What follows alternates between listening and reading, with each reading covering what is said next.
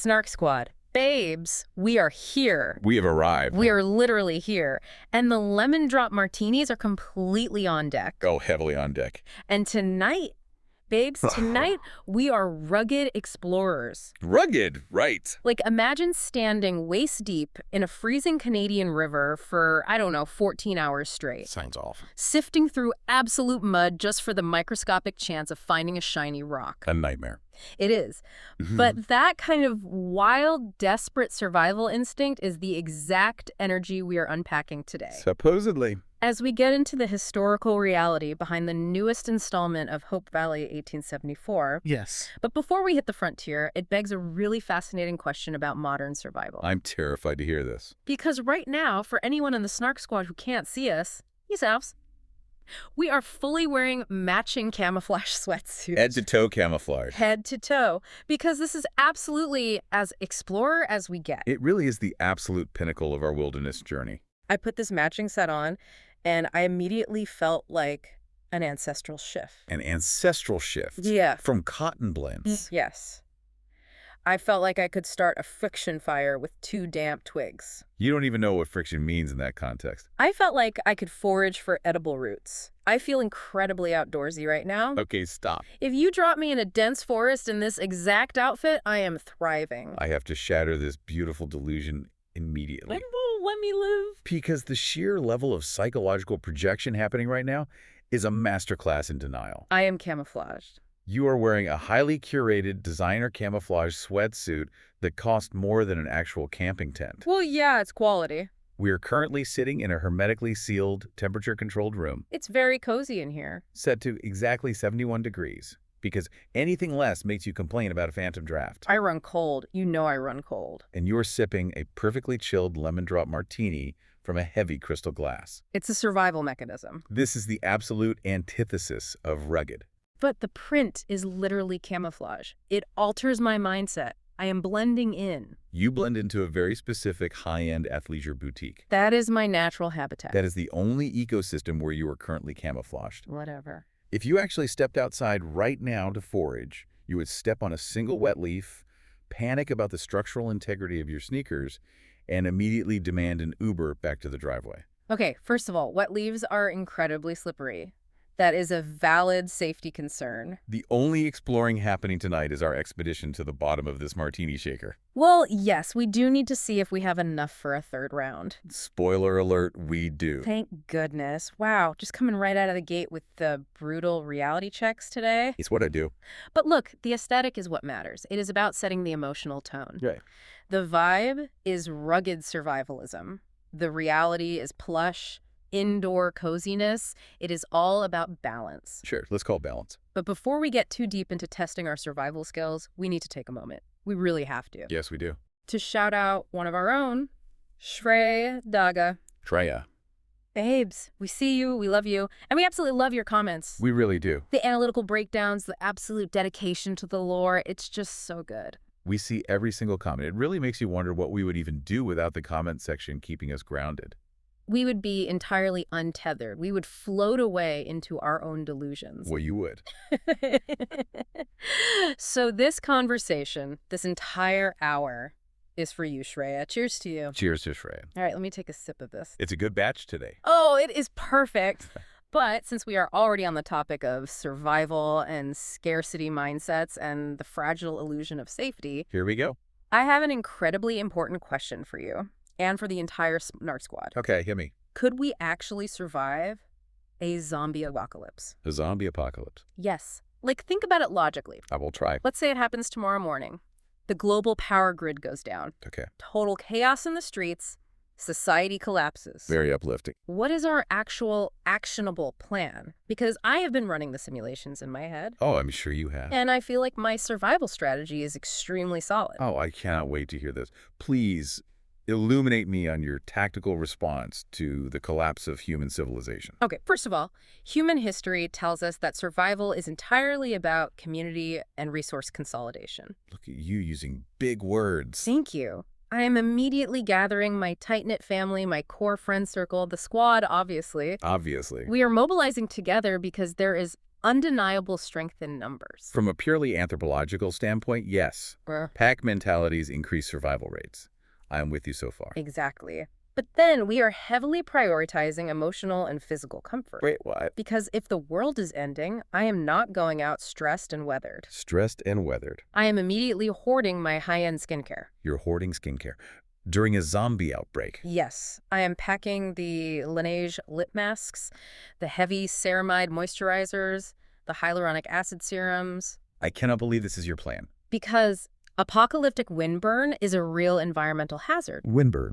We have to protect our skin barriers from the harsh realities of the wasteland. Right, because that's the real threat. And then we are packing all the barefoot dreams blankets, and we are going to commandeer a luxury bunker. A luxury bunker. Or maybe an abandoned, ultra-modern glass mansion up in the hills. Oh, wait. A glass mansion. It would have great natural light. And how exactly are we addressing the reanimated corpses currently trying to consume our frontal lobes? Well, I feel like, do we really have to resort to violence immediately? Can we just try to reason with them? You want to deploy conflict resolution skills? On a zombie? I just feel like maybe they're acting out from a place of trauma. From a place of trauma? Yes. What if we approach them with empathy? What if we just hold space for their transition into the undead? Hold space. Like, I hear that you want to eat my brains, and your feelings are valid, but have you considered trying this artisan cherry pie instead? This is genuinely unhinged. Or, worst case scenario, we just stay in the luxury bunker. Glass one. We lock the reinforced doors, do our elaborate 10-step skincare routines by candlelight, and wait for the military to handle it. This is, I don't even know where to begin. Let me logically dismantle this entire fantasy. Picked a great plan. Because under your leadership, we would be the absolute first casualties. So dramatic. We wouldn't even be the main course. We would be the amuse-bouche for the apocalypse. So rude. My plan prioritizes mental health. First of all, let's talk about the logistics of your skincare fridge. It's vital. The one you desperately rely on to keep your vitamin C serum stable. Yeah. It requires a continuous supply of electricity. The power grid is gone. Oh. Within 12 hours, those serums are room temperature and rapidly oxidizing. They will be entirely useless. No, destabilized vitamin C is my absolute nightmare. Exactly. And secondly, empathy for the zombies. It could work. We are talking about a highly aggressive, purely instinctual virus that has completely overridden the host's prefrontal cortex. Okay, Dr. Science. You cannot negotiate with a pathogen. And a luxury mansion with floor-to-ceiling glass windows. The views. That is not a bunker. That is a transparent display case for human snacks. Oh, gosh. Here's the actual, chaotic, but highly analytical plan we're going to execute. Okay, General, where are we going? We are going straight to the dental clinic. Our clinic. Absolutely. Think about the infrastructure. Wait, really? Yes. It is a commercial medical building. It is structurally sound. We have heavy, reinforced steel exterior doors. That is true. But more importantly, we have the ultimate, unrecognized arsenal. What arsenal? We fortify the clinic. We barricade the reception area with the heavy waiting room furniture. Oh, those chairs are so heavy. And our weapons. We are armed to the teeth with heavy, medical-grade stainless steel. Wait, oh my gosh. Have you ever weighed one of those lower molar surgical extraction forceps? Oh my gosh, you're right. They are basically heavy metal bludgeoning tools. Exactly. We have razor-sharp scalers, we have elevators, we have high-speed drills. Wait. We could totally rig a high-speed surgical drill to a car battery. See. We could modify the handpieces. Now you are playing critical thinking. Okay. This is kind of iconic. And if the perimeter is breached, Yeah.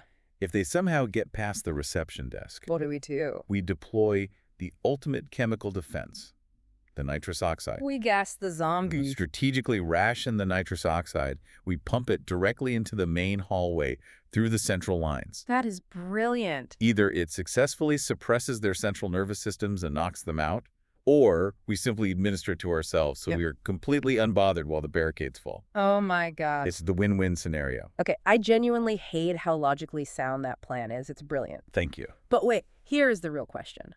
The most important question for the Snark Squad. What? Even in the middle of this apocalypse, running from a horde of the undead barricaded in the sterilization room of a dental clinic, Right. what kind of gossip are we reporting? Well, obviously, we are still broadcasting. Obvious. The format just changes. We are broadcasting our hot takes over a hijacked ham radio frequency. Exactly, because you know for a fact I would be intensely judging everyone's survival aesthetics. Oh, without a doubt. Like, if we are sprinting for our lives from Sector 4 and I see someone trying to outrun a zombie while wearing Golden Goose sneakers, Tragic. I am absolutely reporting that over the radio. That is tragic footwear for a tactical retreat. Attention all remaining survivors. The southern barricade has fallen. And also, Susan is wearing low-rise denim to a critical supply run. Yes. We need to do better, Susan. The undead are not an excuse for poor styling. We also have exclusive tea on who sacrificed who at the grocery store. Naturally. We heard from an anonymous source that Brad totally tripped his neighbor into a shelf of canned beans to get away. So typical of Brad. And honestly, we aren't even surprised because Brad has always radiated incredibly toxic, chaotic energy. It's undeniably true. The collapse of society would not stop the snark. Never. It would merely elevate the stakes. True. But speaking of the reality of our dental clinic and surviving the daily grind, let's actually talk about our rose and thorns for the week. Oh, yes! The work edition. Because we need to remind everyone that despite our current glamour and our highly detailed zombie survival plans, Which are flawless. we are quite literally practicing dentists in real life. Yes, we are. And babes, today was a glorious day. Truly. Today was a half day. A rare, beautiful, almost mythical phenomenon in the medical field. It is absolutely my rose of the week, and potentially of the entire fiscal quarter. Big words again. There is no feeling, and I mean no physiological sensation on this earth, that compares to the absolute, unadulterated blessing of a half day at the clinic. It's unmatched. The sheer joy of walking up to those heavy double glass doors at exactly 12 p.m. Not 12:01. Exactly 12. Oh, my hand was on the deadbolt at 11:59 and 55 seconds, just waiting for the final click. Counting down the milliseconds. The overwhelming relief of stripping off those restrictive clinical scrubs. So Walking out into the actual sunshine while the rest of the corporate world is still trapped at their desks. suckers. I drove home. I took the most luxurious, restorative afternoon nap. I know you did. I woke up naturally without an alarm, and I leisurely pre-gamed this conversation with a fresh, perfectly balanced lemon drop. As you should. I am currently vibrating with inner peace. It is a profound psychological reset. It repairs the soul. It really does. But naturally, every rose has a thorn. Ah, true. The universe demands equilibrium, and my thorn is highly specific, incredibly frustrating. Okay, let's hear it. And it happened at exactly 11:42 a.m., right when I could physically taste the freedom of the half day. Oh, no. We were so close to the finish line. What happened? Let it all out. What's absolutely fascinating here is the human urge to communicate at the most physically inappropriate times imaginable. Oh, no. Was it an impression? I am taking an impression. I have a massive metal tray loaded with alginate. Literally the worst. That incredibly thick, heavy, bright pink, goopy impression material that tastes vaguely of chalk, seaweed, and deep regret. For anyone who isn't in dental, alginate is a nightmare. Absolute nightmare. It sets so fast, you have a window of mere seconds to get it seated perfectly before it turns to solid rubber. Exactly. It is a high-stakes race against irreversible chemical cross-linking. It is. So I perfectly seat the tray in the patient's mouth. I look them dead in the eyes. Eye contact is key. And I tell them very clearly, breathe slowly through your nose. Do not move your head. And whatever you do, do not attempt to speak. Crystal clear instructions. And what does this grown adult immediately do? They tried to talk. They attempt to narrate a complex, multi-layered story Why? about their cousin's landscaping business, No. with a mouth entirely full of rapidly hardening alginate. It's everywhere. They are looking at me going, verbal, landscaping, and the saliva is just cascading everywhere. Oh my gosh, I am gagging. The tray is physically shifting, completely distorting the impression. I am sweating profusely under my N95 mask and my face shield. So hot. I am just staring at the clock on the wall, ticking agonizingly toward noon, whispering into the void, please, for the love of everything holy, just be still for 90 seconds. You know, that is the absolute worst. Raw was harrowing. It is honestly an act of pure aggression to attempt conversation during a full arch impression. It really is. It is sabotage. I am validating this annoyance with extreme prejudice. Thank you. Because if you ruin the impression at 11:42, we have to mix it again, and suddenly it's 11:55 and the half day is slipping through our fingers. Precisely. And honestly, don't even get me started on the adults who complain about the bubblegum fluoride varnish. Oh, the self-appointed sommelier of preventative fluoride. Yes, you paint it on their teeth, and they look at you like, I don't really care for this vintage of bubblegum. It's a bit cloying. Do you happen to have the mint? Like it's a tasting menu. Sir, you are a 35-year-old man in a paper bib. We only stock bubblegum or cherry in this specific brand. Just let it sit on your enamel and let me go home to my martini. It truly tests the limits of professional patience. It is an exercise in extreme self-control. So true. But you know who has absolutely zero patience, zero filter, and absolutely no need for self-control? Oh my gosh. Our literal queens. We have to give the people what they want. It is time for a highly anticipated Joan and Felicia update. Yes. Babes, we had a FaceTime call earlier today with our absolute icons, Joan and Felicia. The legends. For any new listeners, these are our spiritual guides who live in a local retirement home, and they are unquestionably the messiest, most fabulous, sharpest women alive. Got none. We completely stan our retirement home queens. They are the absolute blueprint for our future. 100%. If we are not embodying their exact energy in 40 years, we have fundamentally failed at life. We really have. So we FaceTime them today, right? Right. And immediately the screen connects, and Joan is just radiating this incredible, quiet fury. She was seething. She didn't even bother saying hello or asking how we're doing. She just glared into the iPad camera and yelled. She took it. The infamous chair drama. It's so intense. I have honestly never seen such intense, strategic territorial disputes outside of a major geopolitical conflict. Literally. So, to set the scene, there is a brand new resident who just moved into the facility. Rookie mistake. And this new woman had the absolute unmitigated audacity to walk into the communal rec room and sit in Joan's favorite floral wingback chair. The disrespect. The one right by the bay window that has the optimal natural lighting for her morning crosswords. And what's truly amazing about this is the psychological warfare Joan deployed.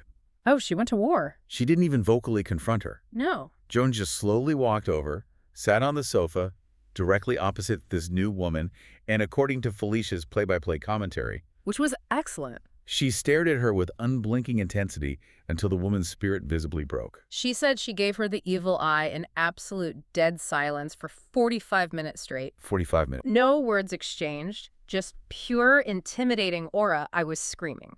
She is an apex predator. But that wasn't even the peak of the call. Not even close. Because right after that, Felicia leans into the iPad frame, clutching her little ceramic cup of herbal tea. Pinky out. And she starts spilling the most wildly chaotic conspiracy theories about the facility's bingo caller. Oh, the legendary bingo caller. Gary. Gary. He is 82 years old. He wears these thick, white, orthopedic walking sneakers. The Velcro ones. And Felicia is completely convinced, without a shadow of a doubt, that Gary is running a highly coordinated secret romance syndicate within the facility. Felicia told us with absolute deadly seriousness that Gary deliberately pauses for exactly 3 seconds before calling out 069 specifically for Eleanor in Unit 3B. Yes. And why?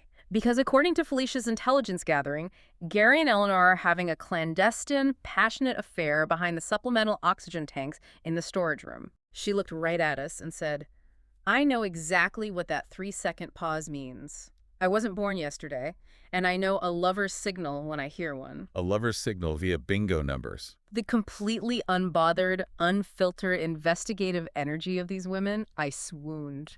It's masterful. I want to be that fiercely observant. I want to be that elegantly petty. They are exactly what we aspire to be. Sitting in a rec room, drinking tea, analyzing everyone's hidden motives. And starting massive rumors. Starting massive rumors about the bingo caller based on micro-expressions. It's a beautiful way to live. It really is the dream. Okay, let me pour a quick refill of this martini because it is time to pivot. Let's pivot. We've talked about the psychology of the zombie apocalypse. We've talked about the cutthroat territorial wars of the retirement home. All very important. But it is time to bring all of that ruggedness, survival instinct, and incredibly messy drama together. Let's set the coordinates for the frontier. Yes, it is time to dive into the main event of the show. Babes, the date is Thursday, April 2nd, 2026. And we are diving straight into the brand new, highly anticipated deep dive into Hope Valley 1874 on Hallmark Plus. We are so ready. We are breaking down Season 1, Episode 3, titled Good Prospects. And let me tell you, there are definitely some prospects in this episode. Oh, there are. Some are historically accurate, some are good, and some are deeply, deeply questionable from a logistical standpoint. So questionable. Let's really set the stage for everyone. We are back on the rugged Canadian frontier. Let's get right into plot point 1, because my girl Rebecca is out here hustling like her life depends on it. It basically does. And we absolutely need to talk about her massive business pivot with the mess tent. Right. Let's provide some critical context to orient everyone. Yes, catch us up. Last week's episode was an absolute disaster for our protagonist. Rebecca, played flawlessly by the iconic Bethany Joy Lenz, and her 11-year-old daughter Sarah, played by Mila Morgan. Love. They are desperately trying to renovate this completely dilapidated boarding house they were scammed into buying. Such a scam. But local rancher Tom Moore, played by Benjamin Ayres, pulled the pettiest, most monopolistic move of the 19th century and flat out refused to sell her the lumber she needed to fix the roof. Petty Tom. I am still so emotionally triggered by that. It was aggressive. She literally needed those wooden boards to provide shelter for her child. Right. But babes, I have to say, my reaction to Rebecca in this episode, the sheer, undeniable willpower of this woman. She has grit. She doesn't just sit down in the dirt and cry about the lumber shortage. She assesses the economic landscape, and she pivots. She executes a hard, aggressive economic pivot. Exactly. Last week, she was baking these lovely little pies and selling them to the locals in the settlement, right? Very cute. Very frontier cottagecore. Yes. But this week, she realizes the actual liquidity, the real cash flow, is not in the settled town. No, it's not. It's in the prospectors' camp down by the river, where the gold miners are. Follow the money. So she full-on transports her operation and opens a massive mess tent right at the camp to feed hundreds of these guys. It's a huge operation. She scales her business model overnight. She is the ultimate frontier CEO. Okay, I have to jump in here and dissect this. Okay. Because analytically speaking, I aggressively respect the hustle. The entrepreneurial spirit is flawless. Flawless. It is actually a brilliant historical strategy. During massive gold rushes, the people who actually built generational wealth were rarely the miners themselves. Who was it? It was the merchants who sold the picks, the shovels, the denim, and the food to the desperate miner. Oh, that makes so much sense. She is employing the Levi Strauss mechanism of wealth generation. She realizes you don't make money finding the gold, you make money taxing the people looking for it. Yes, that is exactly what she is doing. She's capitalizing on the desperation. However, Oh, here we go. while I respect the macroeconomics, I have deep, profound questions about the micro-logistics of this operation. Why? It's just a tent. What's fascinating here is the sheer suspension of disbelief required by the writers. We are talking about 1874 prospectors. Okay, rugged men. These are men who are standing waist-deep in freezing, muddy river water for 14 hours a day, covered in silt and grime. Yeah, they're dirty. And she is selling them delicate, flaky, lattice crust cherry pies. Well, yes. They're doing intense physical labor. They need complex carbohydrates and sugar for sustained energy. I am questioning the severe lack of sanitation standards in an 1874 riverside mess tent. It's the frontier. Imagine the mud. Imagine the absolute filth on their hands. You know for an absolute fact that those prospectors are not washing their hands with antibacterial soap before grabbing a delicate slice of pastry. Well, obviously not. There are no health inspectors in Hope Valley. There is no running water. The cross-contamination happening in that tent alone would be a Category 5 biohazard. Okay, you are completely ruining the romantic aesthetic of the pie tent. I'm just being realistic. It looks very beautiful on camera. The crusts are perfectly golden brown. The cherries look so plump. I'm just saying, the grit-to-filling ratio in those pies has to be incredibly concerning. Stop. You'd be cracking molars on river pebbles mixed into the dough. Gross. But to be fair, she isn't managing this massive logistical nightmare alone, which is the only saving grace. Enter Hattie Quinn. Oh my gosh, yes. We have to talk about Jill Hennessy joining the cast as Hattie. Iconic casting. I love her energy so much. We desperately needed her grounded energy to balance the narrative. We really did. Because Hattie steps in to help Rebecca run this chaotic mess tent operation. Thank God. And Hattie has this incredibly hardened, practical exterior, right? She seems so tough, so uncompromising, barking orders at the men. She does not mess around. But if you look deeper at her motivations, you can tell she is just a fierce mother who desperately wants to secure a financial future for her own kid in an incredibly unforgiving environment. Exactly. She's got so many emotional layers. Hattie is essentially the 1874 equivalent of a ruthless, highly effective operations manager. She really is. She's the Kris Jenner of the prospector camp. Oh my gosh, she is. She doesn't care about the aesthetic of the pie. She is there to make sure the physical currency is collected, the line keeps moving efficiently, and absolutely nobody is loitering in the dining area. No loitering. She is managing the chaos with an iron fist. She absolutely is. And they need to collect that money fast because gold fever is completely sweeping through the entire territory. It really is. Which perfectly brings us to plot point 2, Tom's absolute self-inflicted labor crisis. Oh, this storyline is delicious. Let's break down the economic karma. Let's do it. Tom Moore, the wealthy rancher who stubbornly refused to sell Rebecca lumber, is now facing the devastating consequences of the 1874 frontier labor market. Good. His cowboys, the men who run his massive ranch, they've completely abandoned him. They literally packed their bedrolls, tipped their hats, and said, "Adios, Tom. Yeah. We are out of here." They all defected to go pan for gold. I love that for them. He is now severely short-handed, stuck with hundreds of head of cattle and a massive ranch to run entirely by himself. Just him and the cows. And I have absolutely zero sympathy for this man. None. Literally zero. We are actively cheering for his downfall. This is pure, unadulterated karma. This is the universe punishing him for hoarding resources last week. It's what he deserves. You want to hoard your precious wood, Tom.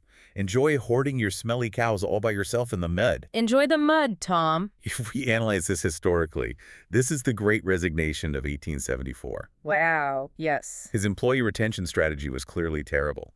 Ranches were capital rich but cash poor. He probably paid them in room and board and a tiny stipend. Terrible compensation package. Gold panning offers immediate, tangible liquidity. Totally. I'm emotionally and logically defending these cowboys, babes. Oh, of course you are. Think about it from their perspective. If someone walked up to you and said, "Hey, you can either wrangle aggressive, terrifying cattle all day in the hot sun for Tom, who is clearly a micromanager, He definitely is a microman. or you can go stand in a beautiful river and literally scoop pure, unfiltered wealth directly into your pockets." Seems like an easy choice. I would drop my lasso in a heartbeat. You don't even own a lasso. You don't even like being outside when it's cloudy. But if I did own a lasso, I would drop it. I would be sprinting to that river. Sprinting, right. Which, wait, connecting this back to our whole scarcity mindset conversation from the intro. Oh, here we go. Tom's cowboys leaving the brutal, stable job to take a massive risk panning for gold, that desperate gamble for a better life, is the actual rugged explorer energy we are pretending to have right now in these sweatsuits. Oh, without a doubt. Oh. It is the ultimate gamble. But let's be painfully realistic. We wouldn't last 5 minutes panning for gold. Why not? It's just gently shaking a metal pan in the water. It looks so meditative. Our lower backs would give out immediately. Oh, my sciatic nerve. Do you know the sheer lumbar strength required to bend over a freezing, rushing river for 14 hours a day? It's probably a lot. We complain when our ergonomic dental stools don't have the exact right pelvic tilt support. I need to be perfectly adjusted. We would pan for exactly 3 minutes, find a shiny piece of quartz, declare ourselves wealthy, call it a day, and go line up at Rebecca's pie tent to spend our imaginary fortune. Okay, fair. My sciatic nerve could absolutely never handle the gold rush. I concede that point. Thank you. But while Rebecca is financially thriving in the pie tent, things are getting incredibly messy and emotional at home. Yes, they are. Plot point 3, the mother-daughter tension. This is where the emotional stakes of the show get really high and genuinely complicated. It breaks my heart. So Sarah, the 11-year-old daughter, is really feeling the sting of neglect in this episode. She is very isolated. On screen, the drama is so palpable. When they were traveling across the country, they had this incredibly close, codependent bond. Survival bonding. They relied on each other just to survive the journey. And now, Now it's a different story. Rebecca is just in full corporate mode, running this massive mess tent, dealing with hundreds of prospectors, managing complex supply chains. She's a busy woman. And she is just totally ignoring her kids' emotional needs. Well, looking at it through a historical lens, running an 1874 startup requires brutal sacrifices. I know, but still. Pioneer childhoods were not about emotional coddling. Children were fundamentally viewed as economic units. That sounds so harsh. You can't be a perfectly present, emotionally available mother when you're trying to corner the local pastry market to prevent your family from freezing in the winter. True. The frontier economy does not care about your work-life balance. But Sarah looks so devastatingly sad. She just wants her mom's attention. It's sad, yes. But babes, here's where it gets really interesting for us. Oh, the tea. Because this on-screen mother-daughter drama is actually overlapping with some incredible real-life behind-the-scenes tea that we uncovered. Yes, the Hollywood nepotism tea. I am so ready to pour this. Pour it generously. So we were digging into the background of this episode, and we found this absolute gem of a fact from an interview Bethany Joy Lenz did with People magazine, published back on March 21st. Yep, read it. Bethany actually brought her real-life daughter, Maria March, who is 15 years old, onto the show. I know. She plays Vivian Doyle, who is introduced as the daughter of a local prospector. Right. I just think that is so incredibly sweet. It is so wholesome.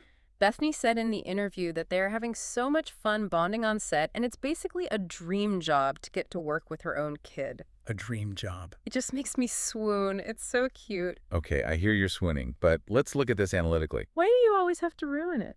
Did you happen to catch the specific quote where Bethany felt the need to vigorously defend the casting process? What do you mean? What did she say?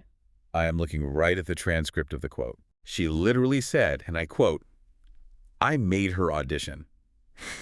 I was like, you're not just giving her a free part. She needs to earn it. It has to be something that you actually would cast her for.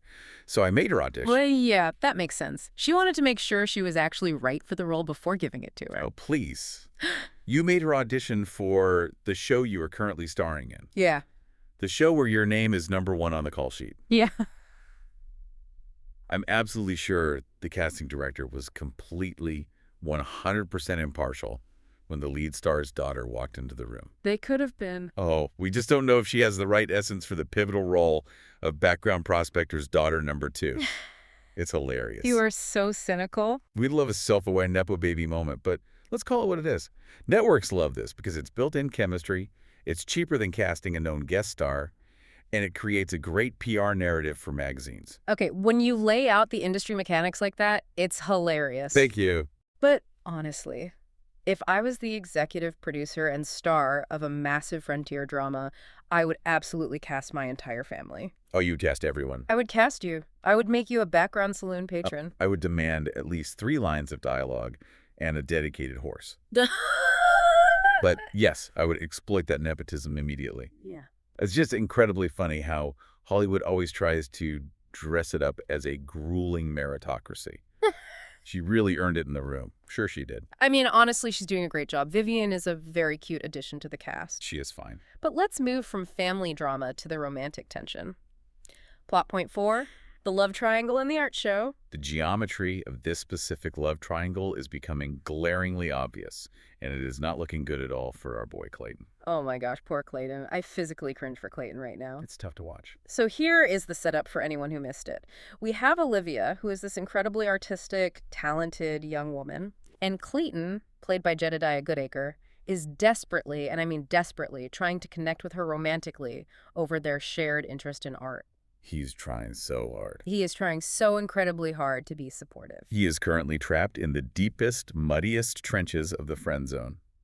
It is a tactical nightmare for him. It really is. He is out here trying to have these deep conversations about brushstrokes and shading techniques and the emotional resonance of charcoal. Riveting stuff. And Olivia is basically just giving him these polite, vacant nods. She is not interested. Because who is her attention actually entirely focused on?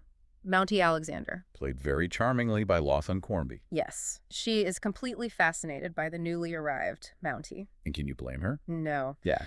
And in this episode, Mountie Alexander swoops in and offers Olivia this massive, unexpected opportunity to actually promote her artistic talents to a wider audience. He pulls some strings. He has connections. He has the hookup. If we break down the socioeconomic power dynamics happening in this triangle, it is absolutely brutal for Clayton. So brutal. Clayton never stood a chance. What does Clayton actually have to offer in 1874? A nice personality. A nice, supportive personality and maybe a blank canvas. He represents transient frontier poverty. True. Alexander rolls into town, clothed in the ultimate symbol of stability, government authority. Yes. It's the uniform.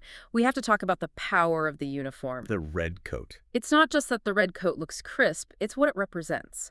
The Northwest Mounted Police were literally formed right around this exact time to bring federal law and order to a completely chaotic frontier. Exactly. He represents infrastructure, safety, and a reliable government salary. That is the ultimate currency in 1874. Alexander is providing tangible career advancement and physical security. And what is Clayton providing? Clayton is providing unsolicited critiques on her use of negative space. Oh, Clayton. It's completely over for Clayton. He needs to pack up his easel and go pan for gold with Tom's former cowboys because he is absolutely not winning this romantic battle. I feel so incredibly bad for him, but your analysis is completely spot on. The Mountie authority is just too strong to compete with. Undefeated.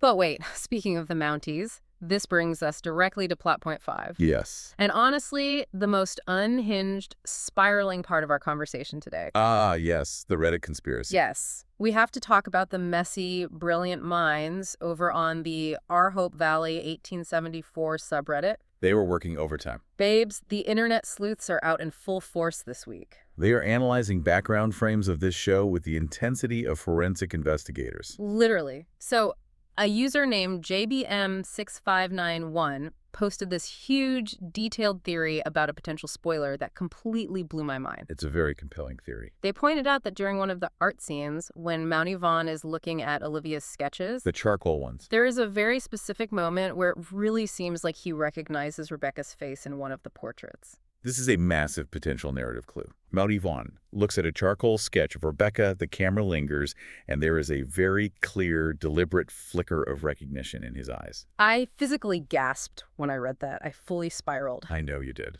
What does this actually mean? Is Rebecca a wanted woman? A fugitive.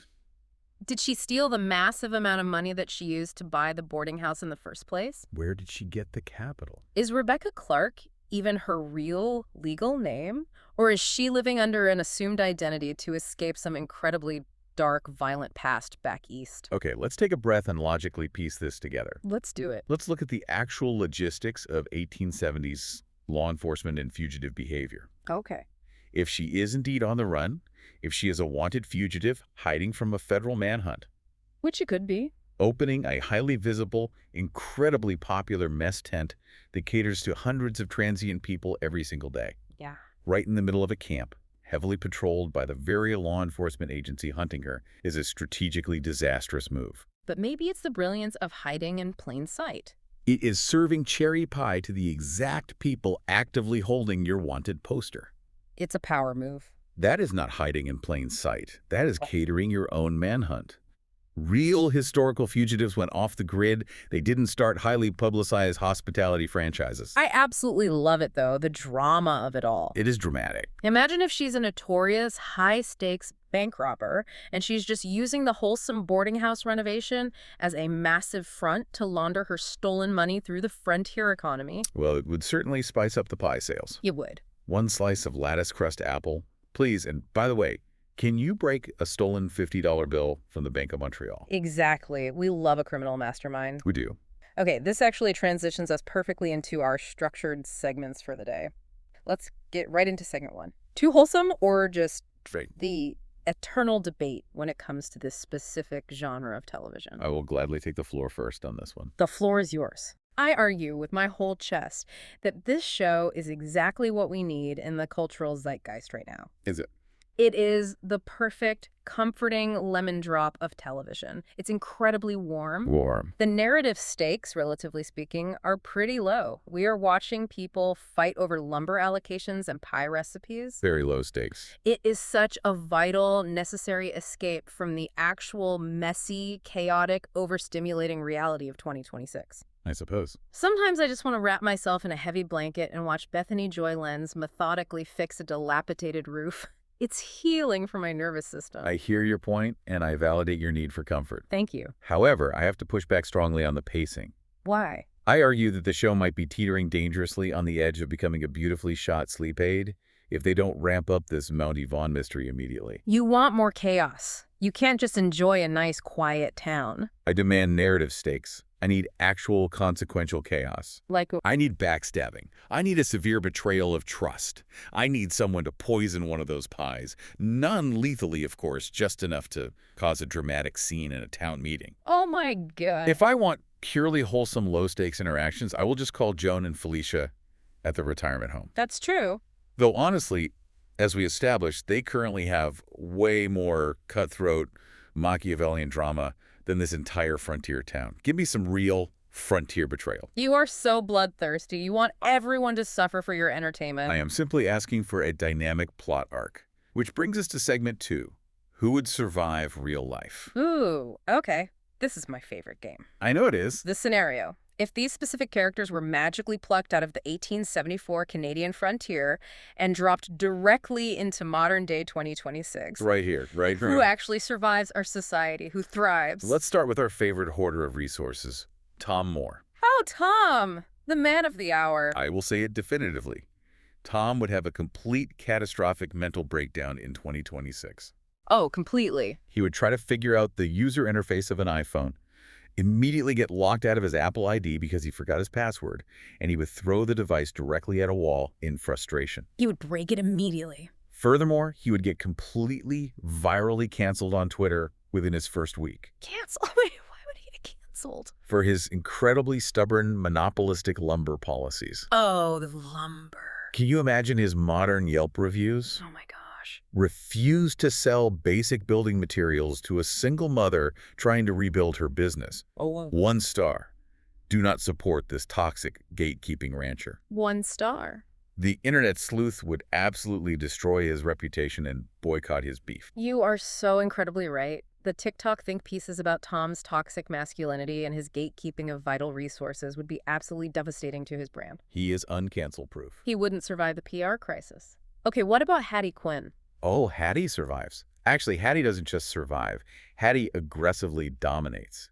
Hattie would absolutely thrive. We both agree on this 100%. 100%. She would drop into 2026 and immediately leverage her managerial skills to start a multi-million-dollar, absolutely ruthless real estate empire. She would crush it. She would be flipping commercial properties, ruthlessly exploiting local zoning laws, and wearing incredible, sharply tailored power suits while doing it. She would be cast on selling Sunset immediately, and she would make the other realtors cry within the first 5 minutes of Right. the season premiere. She would terrify them. She is genetically built for modern cutthroat capitalism. She really is. She would run Los Angeles. And what about our main girl, Rebecca? You take this one. I know exactly what you're going to say. I think Rebecca would be a wildly successful, highly monetized lifestyle influencer. Oh, without a shadow of a doubt. She would have the entire aesthetic dialed in perfectly. The sepia tones? She would run a highly trafficked mommy blog, a perfectly curated Instagram feed consisting entirely of her baking rustic pies in a linen apron with perfect natural lighting. The linen apron is key. She would launch a massive lifestyle brand like Frontier & Co., selling $80 hand-carved wooden spoons and $200 canvas tote bags. People would buy them.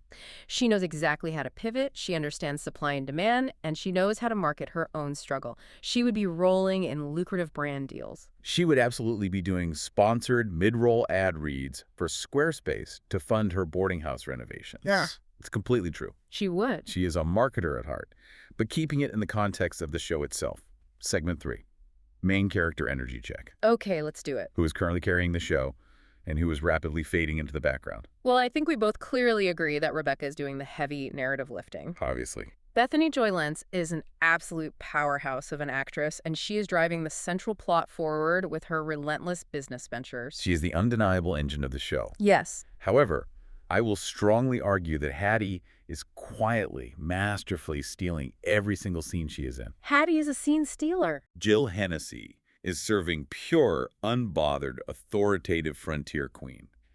When she is standing in that mess tent, directing the flow of traffic, she doesn't even have to raise her voice. She just glares. She just commands the space with her physical presence. She really does. It's that incredibly potent, subtle mom glare. It's terrifying. It works on burly, hardened prospectors just as effectively as it works on teenagers. Okay, but who is fading? We already know exactly who you're going to say. Just say I it. feel so bad saying it out loud.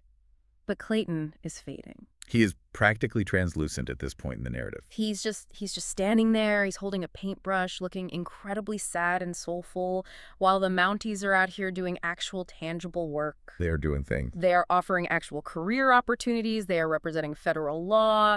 They are solving complex crimes. Maybe even actively investigating Rebecca's dark past. Exactly. Clayton desperately needs a storyline that doesn't solely involve pining over Olivia's charcoal sketches. He needs to put the canvas away and go pan for gold. He needs to get some actual river dirt on his hands. Build some grit. Build some character. Exactly. Get messy, Clayton. Get muddy. Okay, that brings us to our final segment of the day. Segment 4. If we lived here. Ah, yes. The pure delusion segment. Proceed with your fantasy. The theoretical scenario is, what would our daily lives actually look like if we were transported to 1874 Hope Valley? Do tell. And I have thought about this deeply. I claim it. I manifest it. I would successfully run the local saloon. A frontier saloon. Yes. Picture the aesthetic. I am picturing it. I am wearing these fabulous, brightly colored, structured corsets.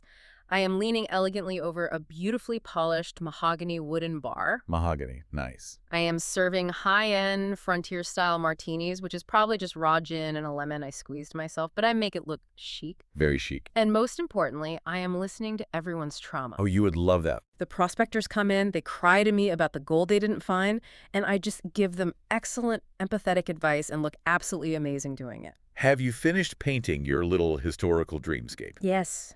Validate my vision. I will brutally, clinically invalidate it right now. Why? Because let me remind you of our actual real-world professions that we spent years in school for. We are dentists. Oh, no. Oh, no, I forgot. Oh, yes. We wouldn't be running a fabulous gossip-filled saloon.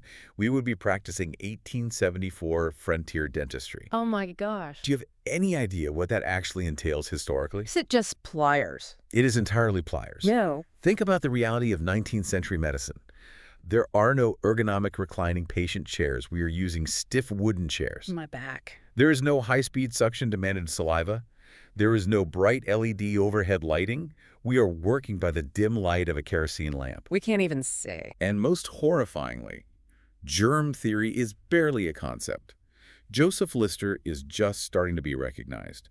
We are not sterilizing our tools in an autoclave. Stop. I am literally going to be sick. The cross-contamination. Exactly. Just us, covered in actual mud and blood, physically wrestling unanesthetized, terrified cowboys to pull massive, severely abscessed molars for literal pennies. Wait, what is our anesthetic protocol in 1874? What's our anesthetic? We pour a massive shot of cheap whiskey down their throat. That's it. Maybe offer them a rag with some highly unregulated ether or cocaine drops if we are feeling fancy, and we tell them to hold on to the wooden armrests for dear life. Oh my gosh, the screams. We would be absolutely miserable. We would complain incessantly about the lack of Wi-Fi and proper lumbar support. We would. We wouldn't have our matching temperature-regulating camo sweatsuits.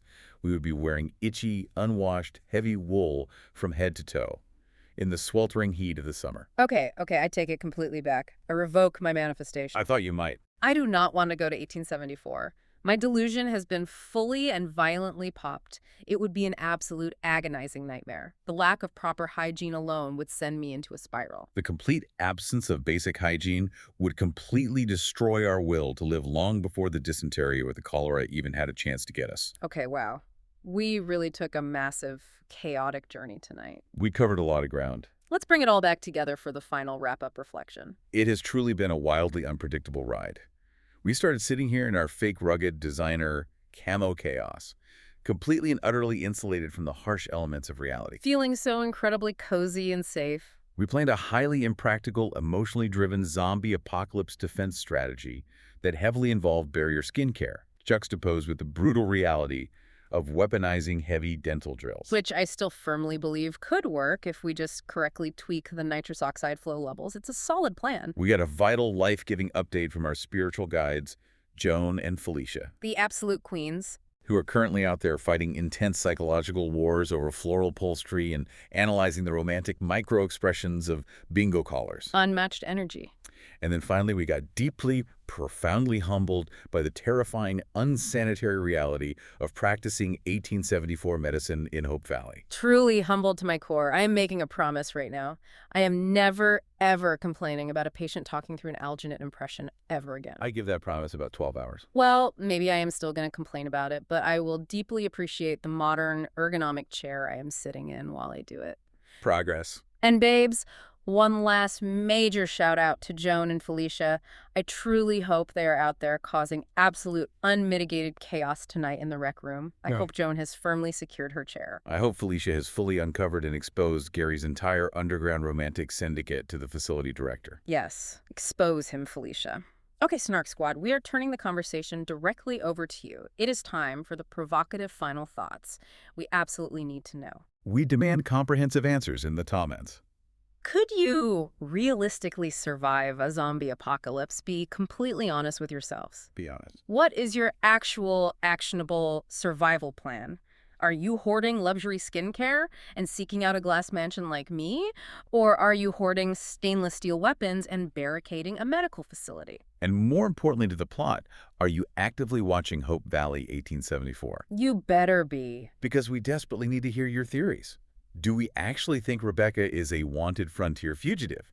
Is Mount Yvonne onto her money laundering scheme? Tell us. Let us know. Validate our most unhinged conspiracies. Please validate us. We need the validation. And you all know the drill by now. It's time for the housekeeping. Housekeeping time. Rate, review, subscribe. It feeds the algorithm, it keeps the lights on, and it keeps us comfortably dressed in matching camo. The essentials. And absolutely do not forget to send in your shady, snarky, or stupid real-life submissions for next week's show. We literally read every single one of them. Every single one. And babes, do me one huge favor right now. Send this specific conversation to one cozy friend. Right now. Do it right now. Just text the link to them. Tell them you were thinking of them today. Thank them for being a vital part of your squad.